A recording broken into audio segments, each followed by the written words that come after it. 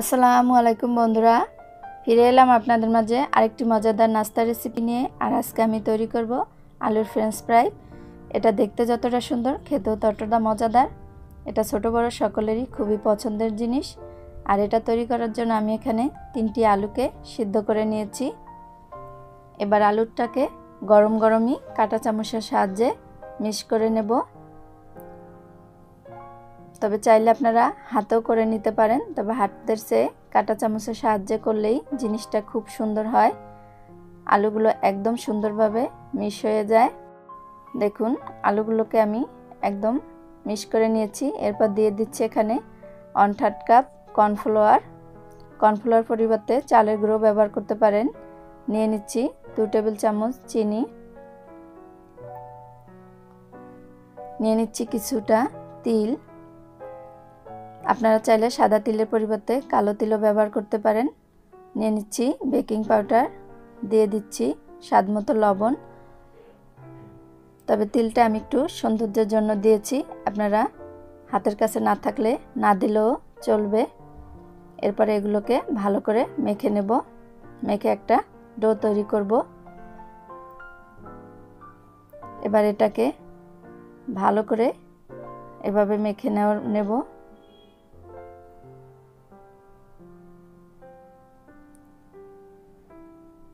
ডোটা মাখা হয়ে গেছে। এবার এটাকে সুন্দর করে গোল করে নেব। এরপর এটাকে বেলে নেব। আর প্রথমে আমি কিছু গুঁড়ো ব্যবহার করেছি। এখানে আমি ময়দার গুঁড়ো দিয়ে এটাকে আরও গোল করে নিয়েছি। এবার বেলুনের সাহায্যে আস্তে আস্তে এটাকে বেলে একদম পাতলা করে একটা রুটি তৈরি করব। আর এই নাস্তাটি আপনারা সকাল বিকাল যে কোনো টাইমেই খেতে পারেন। বাসা মেহমানদের সাথেও শেয়ার করতে পারেন। ছোট বাচ্চাদের খুবই পছন্দের জিনিস, তাদেরকে তৈরি করে দিলে দেখবেন তারা অবশ্যই এটা খাবে এবং মজা পাবে। আমি একদম পাতলা করে রুটিটা বেলে নিয়েছি। এবার একটা কাটারের সাহায্যে এটাকে আমি কেটে নিচ্ছি। আর আমি সবগুলোকে এভাবে কেটে নেব। তবে আমি আমার পছন্দ মতো সাইজ করে কেটে নিচ্ছি। আপনারা আপনাদের পছন্দ মতো করে সুন্দর ডিজাইন করে কেটে নেবেন। এভাবে এক এক করে সবগুলোকে কেটে নেব।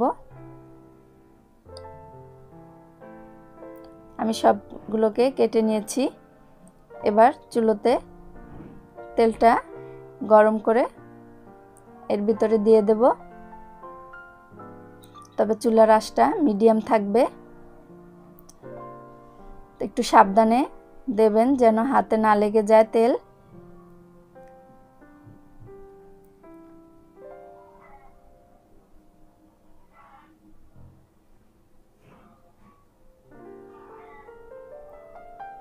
দেখুন, এগুলো ফুলে ফুলে উঠেছে। দেখতে কিন্তু চাঁদের মতো লাগছে।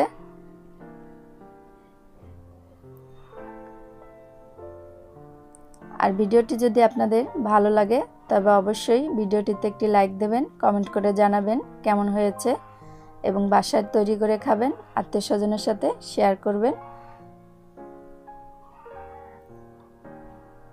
এগুলোকে এভাবে উল্টিয়ে পাল্টিয়ে ভালো করে ভেজে নিচ্ছি। আর এভাবে আমি সবগুলোকে ভেজে নেব। এগুলো হয়ে গেছে, আমি এগুলোকে তুলে নিচ্ছি। তবে চুলার আঁচ কিন্তু মিডিয়াম আঁচে রেখে ভাজবেন, ফুল আঁচ দিয়ে ভাজবেন না, তাহলে দেওয়ার সাথে সাথে এগুলো পুড়ে যাবে। দেখুন, তিলগুলো কিন্তু ফুটে উঠেছে। আমি সবগুলো ভেজে নিয়েছি।